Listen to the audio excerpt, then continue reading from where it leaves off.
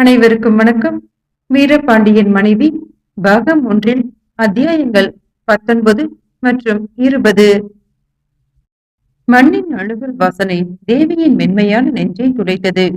சுரங்கம் வெளியானது. கோட்டை கருங்கல் தள வரிசைக்கு அடியில் மண் பூமியை துளைத்துக் கொண்டு பாம்பு புற்றுகள் போல வளர்ந்து கொண்டே போயிற்று. காற்றே இல்லாத அந்த பொந்து வழியில் பலவித துர்க்கந்தங்கள் இருளோடு அப்பி கிடந்தன. மண் அரக்கியின் மேனியில் கசியும் வியர்வை துளிகளைப் போல நீர் அகழிகளினால் மண் புகை ஈரம் சுவர்ந்து ஒருவித விகார நெடியை சிந்தியது. அவற்றின் நாற்றத்தை தாங்க முடியாமல் தேவிக்கு மூச்சடைத்தது. ஆனால் பிராணநாதரிடம் போய் சேரப்போகிறோம் என்ற உணர்ச்சியும் நம்பிக்கையுமே தேவியை மூச்சையடையாமல் செய்ய அவளுக்கு ஒரு புதிய பலத்தையும் அவளுடைய மலரடிகளுக்கு ஒரு புதிய வேகத்தையும் தந்தன.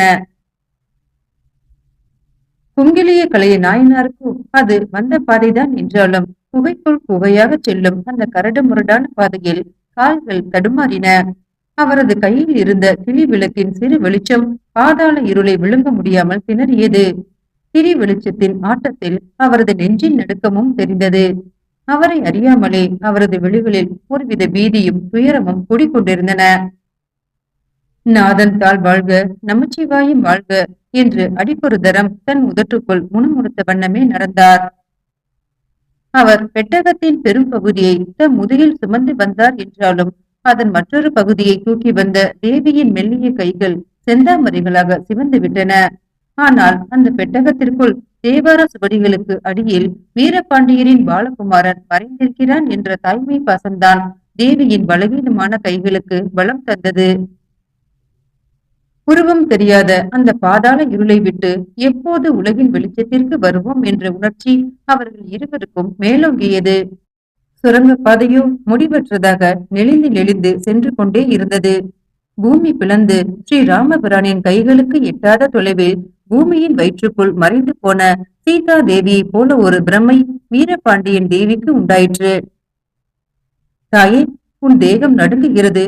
பெட்டகத்தின் அசைவில் அதை நான் உணர்கிறேன் என்று தழுதழுத்த குரலில் கூறிய நாயனார் லேசாக விம்மினார்.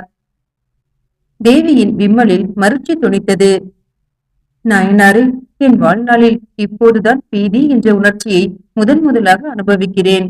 சித்திர மண்டபத்திலேயே ஆனந்தமாக பிராண தியாகம் செய்து கொண்டிருக்கலாமோ என்று கூட தோன்றுகிறது என்றாள் தேவி. ராஜகுல மாதர்களுக்கு உரிய பேச்சைத்தான் நீ சொல்கிறாய். ஆனால் பிராண தியாகம் என்பது உனக்கு உயிரளித்த இறைவனுக்கும் அழகல்ல, உயிரோடு இருக்கும் உன் பிராணநாதனுக்கும் அழகல்ல என்று கூறிய நாயனார் சிறிது தூரம் நடந்ததும் ஏதோ நினைப்பு வந்தவராக, தாயே, சிறிது நேரத்தில் சுரங்க வாசலின் கடைசி பகுதியை நெருங்கி விடுவோம். வாசலை அடைத்துக் கொண்டு உட்புறம் கனமான ஒரு பாறைக்குள் இருக்கும் பகைவரை உள்ளே நுழைய விடாமல் அங்கு உன் பாண்டிய வீரர்கள் காவல் புரிவார்கள். ஆனால் அவர்களுக்கு கூட நீ தேவி என்ற ரகசியம் தெரியக்கூடாது. நாதனிடம் போய் சேரும் வரை நீ என் தமக்கை திலகவதியாரை போலவே நடித்துவிட வேண்டும். இருவருக்குள் இருப்பதுதான் ரகசியம். 3 பேருக்கு தெரிந்தால் அது ரகசியம் இல்லை, இல்லையா தாயே என்றார். உம்மை நம்பி வந்துவிட்டேன் நாயனாரே. என் நாதரிடம் போய் சேரும் வரை உமது திட்டப்படியே அணு அளவும் பிசகாமல் நடப்பேன் என்றாள் தேவி. தாயே, திருமஞ்சன பூச்சு உன் முகத்தின் நிறத்தை மறைத்து விடலாம். ஆனால் ராஜகுல மங்கை என்ற உன் விழிகளின் கம்பீரத்தை மறைத்துவிட முடியாது. காவல்காரர்களின் தீப்பந்த வெளிச்சமோ என் கைவிளக்கின் வெளிச்சமோ உன் முகத்தில் படாதவாறு கூடிய வரையில் இருட்டிலே ஒதுங்கினேன். அதற்காக பயந்து மறைபவள் போலவும் காட்டிக்கொள்ளக் கூடாது. சந்தேகம் ஏற்படாதவாறு நீ சாதுரியமாக நடிப்பதில்தான் என் முயற்சி வெற்றி பெறும் தாயே என்றார் நாயனார். எனக்கு அவ்வாறெல்லாம் நடித்து பழக்கமில்லை. ஆனால் என் நாதர் மீதுள்ள அன்பு எனக்கு அந்த சாதுரியத்தை தரும் என நம்புகிறேன் என்றாள் தேவி தன்னம்பிக்கையும் மருட்சியும் ஒருங்கே நிறைந்த குரலில். சிறிது தூரம் மௌனமாக நடந்த நாயனார் ஏதோ திகைப்படைந்த குரலில், தாயே, சித்திரக்கூடத்திலிருந்து புறப்படும் அவசரத்தில் ஒரு முக்கியமான காரியத்தை மறந்து விட்டோம். உன் உத்தர மந்திரியாரிடமிருந்து விடுவோலை வாங்கி வந்து காட்டினால்தான் மறுபடி வெளியே விடுவதாக உன் சுரங்க காவலர்கள் சொன்னார்கள் என்று புலம்பினார். மறுபடி இவ்வளவு தூரம் நடந்து சித்திர மண்டபத்திற்கு போய் விடுவோலை வாங்கி வர நேரம் இல்லையே என தேவியும் குழம்பினாள். ஆனால் நாயனார் சட்டென்று யோசனை வந்தவராக, தாயே, உன் கைவிரலில் உள்ள அந்த கணையாளியை கழற்றி கொடு. உத்தர மந்திரியின் விடுகொலை இல்லாத போது ராணியின் முத்திரை மோதிரத்திற்குத்தான் உங்கள் காவலாளிகள் மதிப்பு கொடுப்பார்கள் என்றார். சிறிது தயங்கிய பிறகு தேவி தன் கைவிரலில் உள்ள பெரிய நீலக்கல் மோதிரத்தை கழற்றி நாயனாரிடம் கொடுத்துவிட்டு, கணையாளி பத்திரம் காவலர்களிடம் காட்டிய உடனேயே என்னிடம் திருப்பி கொடுத்து விட வேண்டும். ஒருவேளை பகைவர் கையில் சிக்க நேர்ந்தால் என் மானத்தை காப்பாற்றக்கூடிய கொடிய விஷம் அந்த கணையாளிக்குள் இருக்கிறது. கண் மூடி கண் திறக்கும் நேரத்திற்குள் அதன் ரத்தின கல்லை திறந்து என் உயிரையும் துறந்து விடலாம் என்றாள். கவலைப்படாதே தாயே, மானத்தை காக்க ராஜகுல மைந்தர்களுக்கு வீர வாளை போல ராஜகுல மங்கையருக்கு கைவிரல் மோதிரம் என்பது எனக்கும் ஓரளவு தெரியும். ஆனால் இறைவனின் அருளும் நானும் இருக்கும் வரை மோதிரத்தின் விஷத்தை உபயோகிக்கும் நிலை அவசியம் ஏற்படாது என்றே நினைக்கிறேன். பிறகு அவர்கள் நெஞ்சில் எண்ணமற்ற சுமைகளுடன் சுரங்க வழியில் மௌனமாகவே நடந்தார்கள். சுரங்க வழியின் கடைசி பகுதியை நெருங்கியதும் பாண்டிய வீரர்கள் உருவிய வாள்களுடனும் தீப்பந்தங்களுடனும் எதிர்பட்டார்கள். பல கருங்கல் மலைகளின் நடுவே கழுகு போல பார்வையுடன் காவலாளியின் தலைவன் நின்றான். ஜடாமுனியன் என்ற அவனது பெயருக்கு ஏற்ப தலைக்கேசம் சடை சடையாக நரைத்து தொங்கும் கிழவனாக இருந்தாலும் அவனது கண்களின் பார்வை வாலிப பார்வை போல கூர்மையானதாக இருந்தது. அவன் கிழட்டு ஜடாயுவை போலவே இருந்தான். அவன், நாயனாரே, தமக்கையாருடன் திரும்பி வந்து விட்டீரா? சித்திர மண்டபத்திலிருந்து தேவார சுவடிகளை எடுத்து வருவதாக சென்றவர் அரசவை பெட்டகத்தையே தூக்கி வந்திருக்கிறீரே, எங்கே உத்திர மந்திரியின் விடுவோலை என சிறிது கோபமாகவே கேட்டான். உத்திர மந்திரி விடுவோலை எழுத நேரம் ஏது? இதோ உங்கள் பட்டத்தரசியாரின் முத்திரை மோதிரம் என்றார் நாயனார். தேவியின் கணையாளியை கண்டதும் அங்கிருந்த காவலர் அனைவரின் கண்களிலும் தாரை தாரையாக நீர் விடிந்தது. நாயனாரே, நீங்கள் பாக்கியசாலிகள். ஆசைப்பட்டபடி தேவியை உயிரோடு தரிசித்து விட்ட உமது தமக்கையார் உம்மை விட பாக்கியசாலி. தேவியின் உயிரற்ற சடலத்தை பார்த்துவிட்டு சாக போயிரு நாங்கள்தான் மகா பாவிகள் என்றார் ஒரு காவலாளி. நாயனாரே, சித்திர மண்டபத்தில் பிராட்டியாரை பார்த்தீரா? மந்திர தலைவர்கள் என்ன செய்கிறார்கள் என்று ஒருவன் தயங்கிக் கொண்டே கேட்டான். தேவியின் சாம்பலை கூட வீரசேகரன் தொட அனுமதியாதீர்கள் என்று தேவி தீ புகுவாள். சிதையில் உள்ள சாம்பலை மந்திர தலைவர்கள் பாதுகாப்பார்கள். எல்லாம் இன்னும் 3.75 நாளிகைக்குள் மாயமாக முடிந்துவிடும் என்று நாயனார் தழுத்தழுத்த குரலில் கூறினார். அதை கேட்டதும் கிழவனான ஜடாமுனியன் பயங்கரமாக ஊனமிட்டான். எல்லாமே மாயமாக முடிந்து விட்டாலும் நான் மட்டும் சாக மாட்டேன். தேவியின் துர்பாக்கியத்திற்கு காரணமான வீரசேகரன் என்ற அந்த மகா பாவியை என் கைகளாலேயே கொன்ற பிறகுதான் இந்த கிழவன் சாவேன். என் குலதெய்வம் சுடலையாடி மீது இது ஆணை என்று மனக்குமுறி வீர பிரதிஜை செய்தான். நாயனாரோ, எல்லாம் எனையாலும் ஈசன் செய்வதன்றி உன் செயலால் ஆவது ஒன்றுமில்லை. நாளை இருப்பது நமக்கும் தெரியாத போது எம்பெருமான் மீது ஆணையிடாதே அப்பனே என்றார்.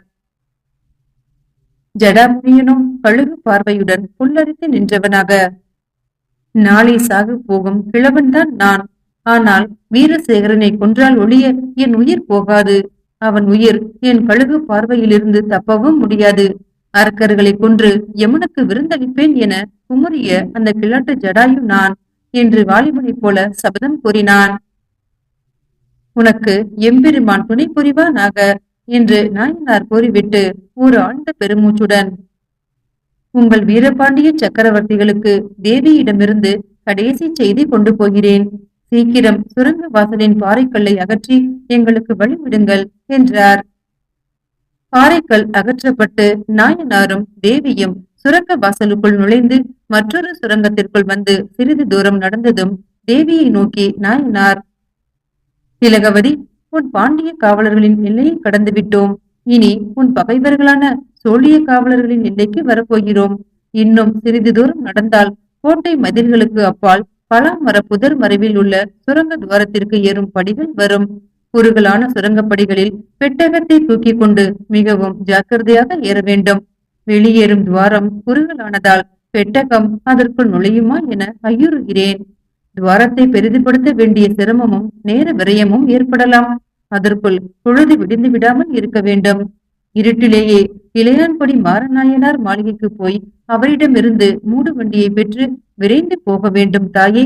உனக்கு தாலி பாக்கியமும் சிவபெருமான் அருளும் இருந்தால் என்று சொன்னவர் குரல் அடைக்கவே மௌனமாகி விட்டார். நாயனாரே, என் கையில் விஷம் மோதிரம் இருக்கும் வரை பொழுது விடுவதை பற்றி எனக்கு பயம் இல்லை என்று சொல்லி தேவி அவரிடமிருந்து தன் மோதிரத்தை வாங்கிக் கொண்டாள். சுரங்க துவாரத்தின் வெளிப்புறம் வேட்டை நாய்கள் போல சோழியர்கள் காவல் புரிவார்கள் தாயே. சிவபெருமான் கிருபையினால் என்னை உள்ளே அனுமதித்த சிவநேச செல்வரான கலிக்காமரே இன்னும் அங்கே காவல் அதிகாரியாக அமர்ந்திருக்க வேண்டும். ஆனால் என்னதான் அவர் என்னிடம் மதிப்புள்ளவர் என்றாலும் நாம் கொண்டு போகும் பெட்டகத்தை சோதித்து பார்க்காமல் விடமாட்டார்கள். உள்ளே தேவார சுவடிகளுக்குள் குத்தி பார்க்க ஈட்டியை கூட ஓங்கக்கூடும். அதை கண்டு நீ அலறி உன்னை யார் என்று காட்டிக்கொண்டு விடாதே. எந்தவித பயங்கரம் நேர்ந்தாலும் இறைவன் சித்தப்படியே நடக்கட்டும் என கண்ணை மூடிக்கொண்டு சாதாரணமாகவே நில். பெட்டகத்தை திறந்து பார்த்ததோடு திருப்தி அடையாமல் உள்ளே தேவார சுவடிகளுக்குள் குத்தி பார்க்க ஈட்டியை ஓங்கினால் அது என் மார்பை ஊடுருவி விழுமே தவிர உள்ளே உள்ள உன் மகனின் மார்பில் அதன் முனை கூட விழாது. அவ்வாறு நேர்ந்தால் அந்த குழப்பத்தில் என் பிரேதத்தை கூட திரும்பி பாராமல் நீ இளையான்குடிக்கு பறந்து விடு தாயே. புனிதமான தேவார சுவடிகள் மீது பாலும் ஈட்டி முனைப்படாமல் பாதுகாக்க நான் பலியானதைக் கண்டு அந்த பாவத்திற்கு பரிகாரமாக தேவார சுவடிகளை புரட்டி கூட பாராமல் பெட்டகத்தை என் சிவனடியார்களிடம் சேர்த்து விடுவார்கள் என்றார் நாயனார். அதன் பின்னர் அவர்கள் மிகச் சிரமத்துடன் அந்த பெட்டகத்தை தூக்கி கொண்டு சுரங்கப்படைகளின் மீது வேகமாக ஏறினார்கள். நாயனார் எதிர்பார்த்தபடி சுரங்க துவாரத்தின் வழியாக பெட்டகத்தை வெளியேற்றுவதில் சிரமம் ஏற்படவில்லை. பகைவர்கள் தாராளமாக உள்ளே இறங்குவதற்காக குறுகலான சுரங்க துவாரத்தை பெரிதுபடுத்தி இருந்தார்கள்.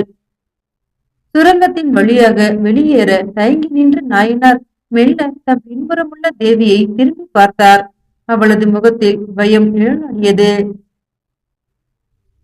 சுரங்க துவாரத்திற்குள் நாயனாரின் கிளி விளக்கு வெளிச்சத்தை கண்டதும் யமகிங்கர்களைப் போல எண்ணற்ற சோழிய வீரர்கள் தீப்பந்தங்களை ஏந்திய வண்ணம் சூழ்ந்து கொண்டார்கள்.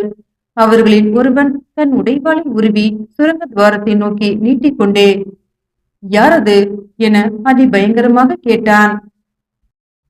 மகாதேவனின் பவித்திரமான திருநாமத்தை உச்சரித்துக் கொண்டிருந்த குங்கிலிய கலைய நாயனார் நாமார்க்கும் குடியெல்லோம் நமனை அஞ்சோம் என கம்பீரமான குரலில் திருத்தாண்டகம் பாடிய வண்ணம் சுரங்க துவாரத்தை விட்டு வெளியே வந்தார்.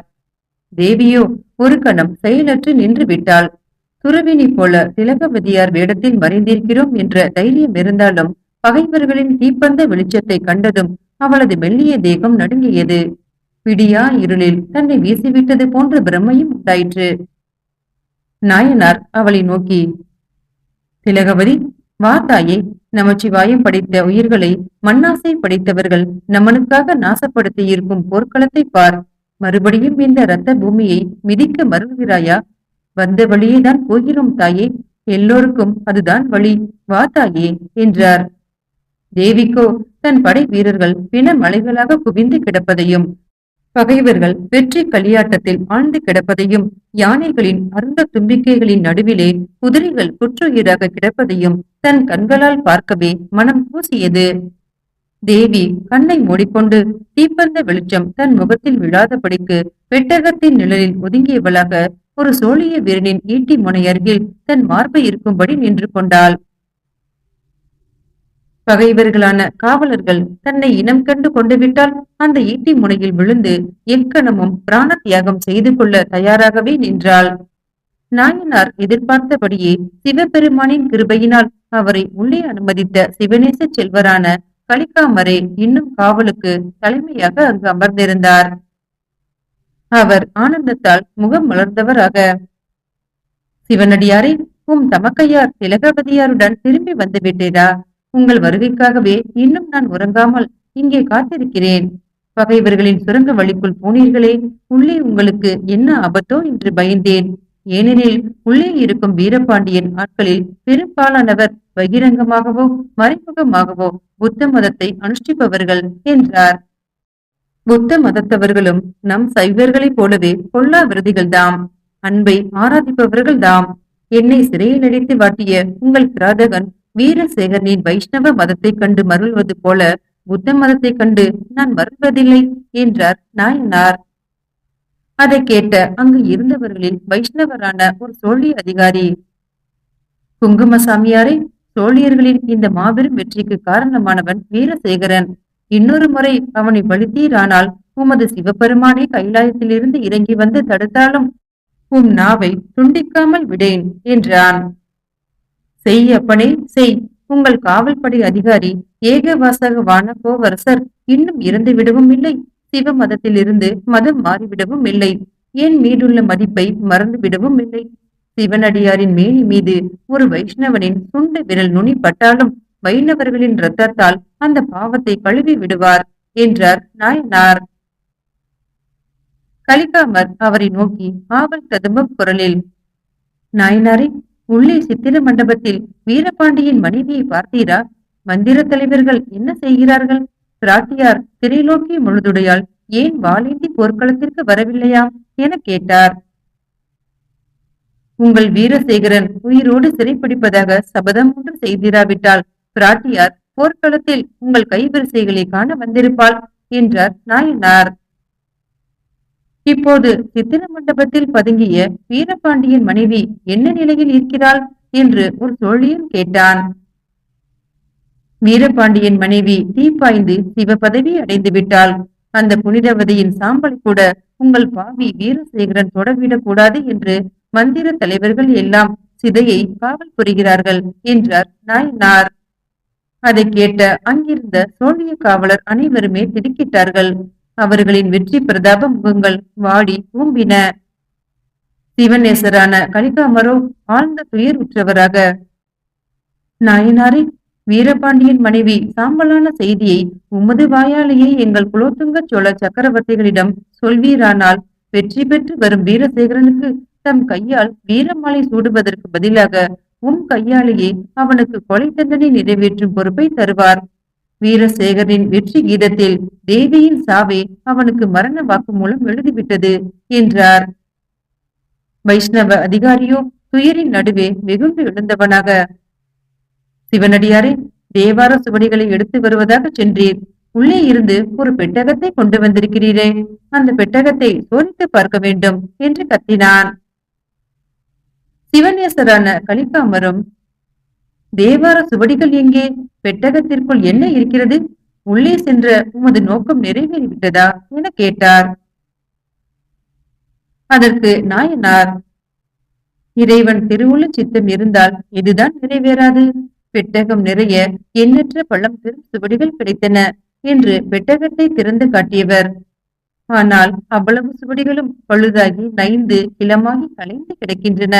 தொட்டால் பொடி பொடியாக உதிர்ந்து விடுமோ என ஏடுகளை புரட்டி பார்க்க கூட பயந்தவனாக பெட்டகத்தோடு அப்படியே தூக்கி கொண்டு வந்துவிட்டேன் என்றார். அதை கேட்டதும் சுவடிகளுக்குள் குத்தி பார்க்க ஈட்டியை ஓங்கிய சோழிய வீரன் தொப்பென ஈட்டியை தரையில் போட்டு விட்டான்.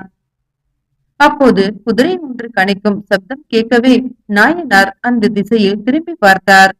யுத்த களத்தில் கலிகாமருக்கு உணவும் உடுப்பும் ஏற்றி வரவும் அவர் பத்திரமாக படுத்து உறங்கவும் உபயோகப்படுத்தப்படும் 2 குதிரைகள் பூட்டிய ஒரு மூடு வண்டி அவருக்கு பின்னால் தயாராக நின்றது.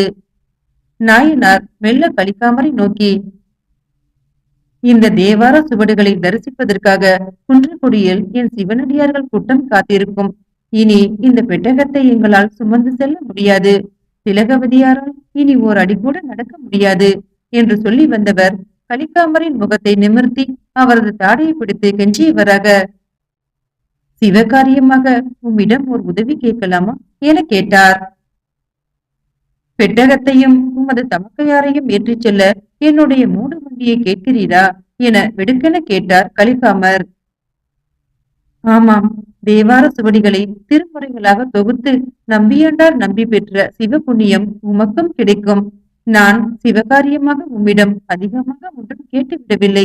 உங்கள் சோழிய படைகள் வெற்றி கோஷங்களுடன் கோட்டைக்குள் பிரவேசித்து விட்டதால் இனி காலாட்கள் தேவைப்படலாமே தவிர இந்த குதிரைகளுக்கும் மூடு வண்டிக்கும் யுத்த தேவை இராது என்றார். வண்டி ஓட்டி நேற்றைய யுத்தத்தில் மறித்து விட்டானே. நீர் உம்முடைய மூடு வண்டியை மட்டும் ஒரு நாளைக்கு கைமாற்று தந்தால் போதும், நானே சாரத்தியம் செய்து கொள்கிறேன். 2 குதிரைகளும் பழக்கப்பட்டவன் கைக்கே அடங்காத முரட்டு குதிரைகள் ஆயிற்றே. திருவருளை நம்பி இறங்கிய தொண்டர்களுக்கு ஆகாத காரியம் என்று ஒன்று உண்டா? ஓட்டுபவனும் ஓட்டப்படுபவனும் ஒருவனே என்று உணர்ந்தவருக்கு எதுதான் ஒரு பொருட்டாக தோன்றும் என்று சிவனடியார் தன்னம்பிக்கையுடன் வண்டியின் அருகில் சென்றார். இருண்டு கிடந்த வானத்தில் மழைக்கு அறிகுறியாக சடசடவென இடிகள் புரண்டு தூரத்தில் பறியும் மின்னல்கள் அருகில் வரத் தொடங்கின. ஆண்டவன் கிருபையால் மழை வராமல் இருக்க வேண்டும், வழிப்பாதையில் காட்டாறுகள் குறுக்கிடாமல் இருக்க வேண்டும் என்று சொன்ன குங்கும நாயனார் இருளில் பதுங்கி நிற்கும் தேவியை நோக்கி, திலகவதி, மின்னலையும் மழையையும் உண்டாக்கி இறைவன் உன்னையும் என்னையும் சோதிக்க திருவுளம் கொண்டுள்ளான் போலும். தூரத்தில் உள்ள மின்னலும் மழையும் நெருங்கி வருவதற்குள் நாம் விரைந்து போக வேண்டும். வண்டியில் ஏறிக்கொள் என்றார். மூடு வண்டிக்குள் பெட்டகம் ஏற்றப்பட்டு தேவி உள்ளே ஏறி மூடு வண்டியின் கதவை உட்புறமாக தாழிட்டுக் கொண்டாள். ஆண்டவனை, மழை பெய்யாமல் இருக்க வேண்டும், என் முயற்சிகள் எல்லாம் வீணாகிவிடும் என குங்கும நாயனாரின் வேண்டுதலுக்கு இறங்கி வானம் மழை பெய்யவில்லையே தவிர இடியும் மின்னலும் அதிகரித்தன. வெகு தொலைவில் அடிவானத்தின் விளிம்பில் பயங்கரமான அடைமழை பெய்யும் மின்னல் ஒளிகளும் தெரிந்தன.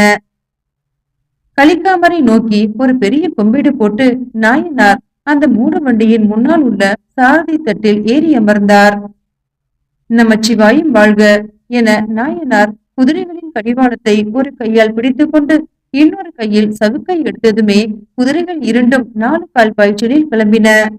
இடியும் மின்னலும் எதிர்கொண்டு அழைக்க இருள் படுதாவையும் புழுதி படலத்தையும் கிழித்துக் கொண்டு அந்த மூடு வண்டி காட்டுப்பாதையை நோக்கி பறந்தது. மீண்டும் அடுத்த அத்தியாயத்தில் சந்திக்கலாம். நன்றி.